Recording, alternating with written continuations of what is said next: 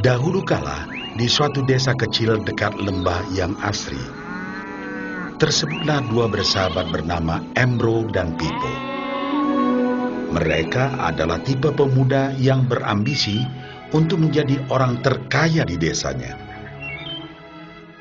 Mereka kerap membicarakan impian dan ambisi mereka itu akan kekayaan, kehidupan, dan gaya hidup yang ingin mereka miliki nantinya.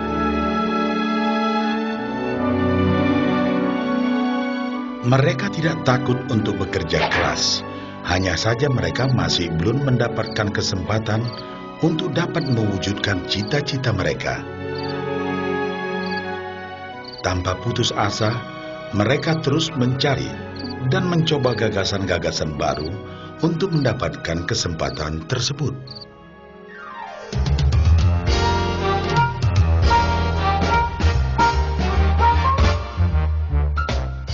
Hingga suatu hari, kesempatan itu pun datang. Desa mereka membutuhkan lebih banyak air. Oleh karena itu, kepala desa mempekerjakan Embro dan Pipo untuk mengambil air dari mata air di gunung untuk dibawa ke tempat penampungan di desa. Mereka akan dibayar sesuai dengan banyaknya air yang dapat mereka bawa. Maka mereka berdua pun menyambut dengan baik kesempatan ini. Embro dan Pipo pun segera melaksanakan pekerjaan tersebut dengan bersemangat. Setiap hari, sejak pagi hingga sore, mereka bergegas menuju mata air dengan membawa ember masing-masing. Mereka bekerja keras untuk membawa air sebanyak mungkin ke tempat penampungan air di desa.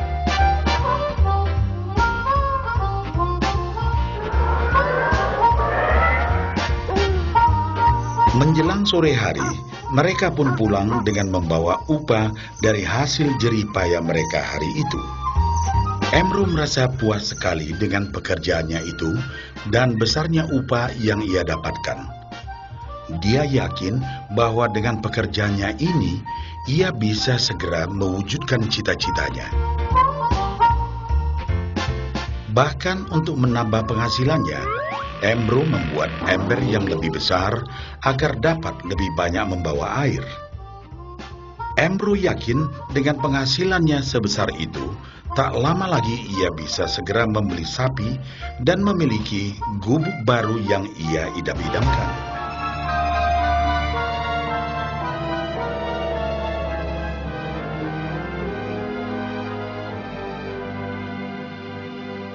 Lain halnya dengan Pipo.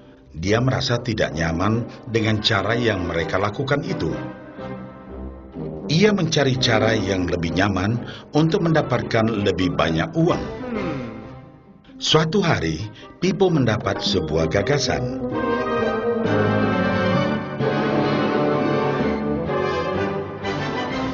Ia berniat membangun sebuah saluran pipa yang akan mengalirkan air dari mata air langsung ke tempat penampungan air di desa. Dengan saluran pipa tersebut, ia akan mendapat lebih banyak air tanpa perlu lagi membawa ember ke mata air. Ia sangat antusias dengan gagasannya ini. Pipo pun mulai menceritakan gagasannya ini kepada Embro dan mengajaknya bekerja sama. Tetapi Embro tidak sependapat. Ia bahkan mentertawakan gagasan Pipo tersebut karena merasa dirinya mampu mendapatkan lebih banyak uang. Embro pun lebih sering lagi mengambil air dengan ember dan bahkan menggunakan ember yang lebih besar agar dapat membawa lebih banyak air ke desanya. Dengan cara ini, Embro yakin penghasilannya akan meningkat.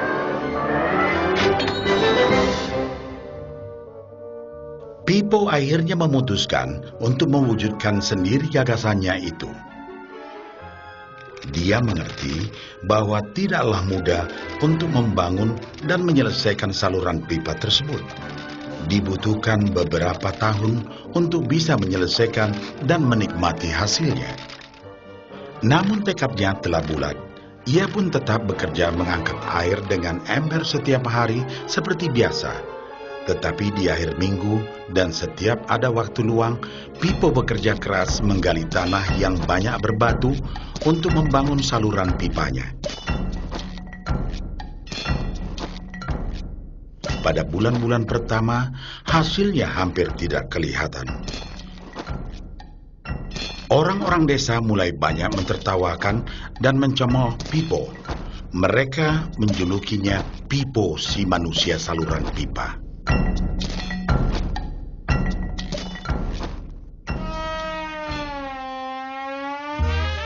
Sementara itu, penghasilan Embro telah meningkat 2 kali lipat.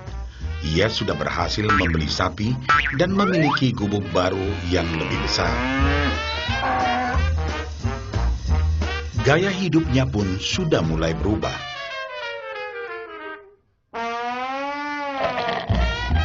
Ia sering menghabiskan waktu sepulang kerja di bar, menikmati hasil jerih payahnya mengangkat ember. Namun, tanpa disadari, badan Embro kini mulai jadi bungkuk karena begitu beratnya ia harus mengangkat ember besar setiap hari. Raut mukanya pun terlihat kelelahan.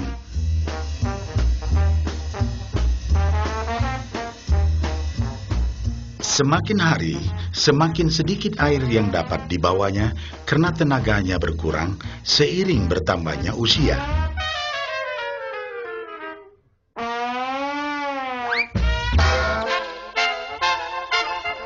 Bulan berganti bulan, tahun berganti tahun, dan akhirnya Pipo berhasil menyelesaikan saluran pipanya.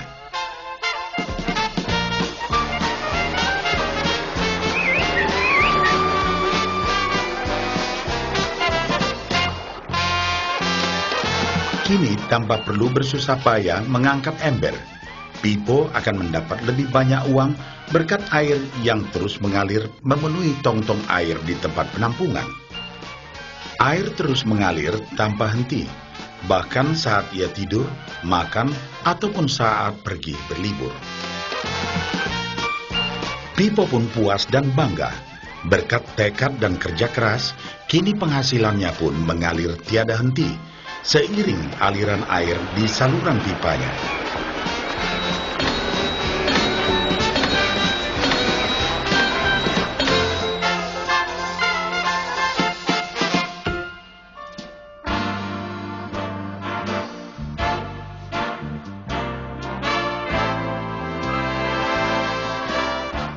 Setelah melihat cerita Embro dan Pipo, kita sadari bahwa cerita mereka menggambarkan kehidupan kita.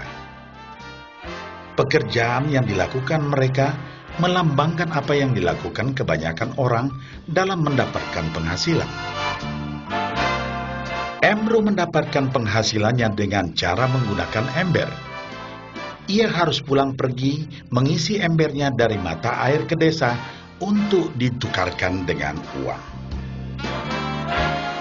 Untuk meningkatkan penghasilan, yang dilakukan Embro adalah dengan cara lebih rajin pergi ke mata air dan juga memperbesar ukuran embernya.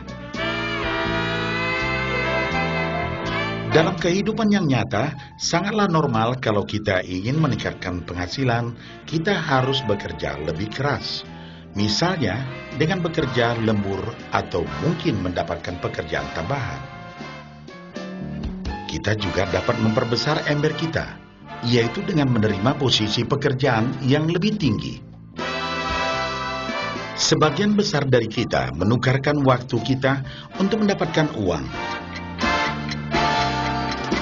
Seperti juga Embro, kita pun memiliki waktu yang terbatas untuk dibarterkan menjadi uang. Dan kita tahu, setiap orang hanya memiliki 24 jam per hari. Dan tidaklah mungkin kalau kita membarterkan seluruh waktu kita untuk bekerja.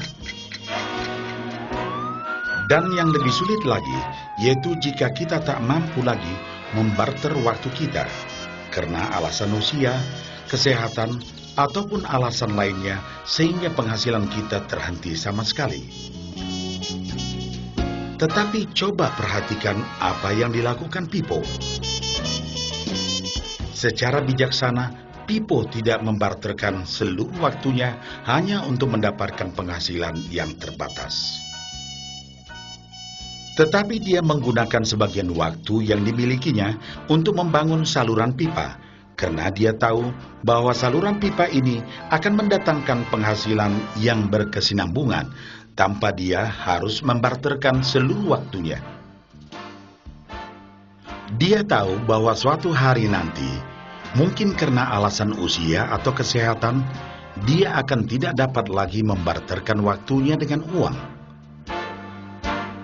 Sedangkan bila ia mampu mewujudkan gagasan saluran pipanya itu, dia hanya perlu bekerja keras sekali saja untuk membangun saluran pipa.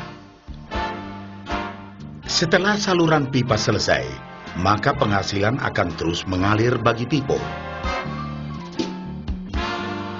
Pipo telah menunjukkan kepada kita bahwa untuk mendapatkan penghasilan, kita tidak selalu harus dengan cara barter waktu dengan uang. Ada cara lain yang lebih baik. Bagaimana dengan Anda?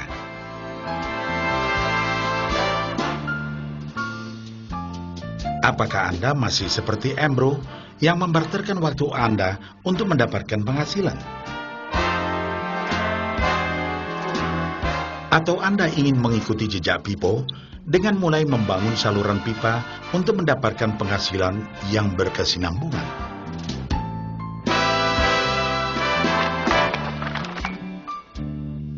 Jika Anda tertarik dengan gagasan saluran pipa, hubungi orang yang meminjamkan VCD ini, agar Anda dapat segera mulai membangun saluran pipa penghasilan Anda saat ini juga.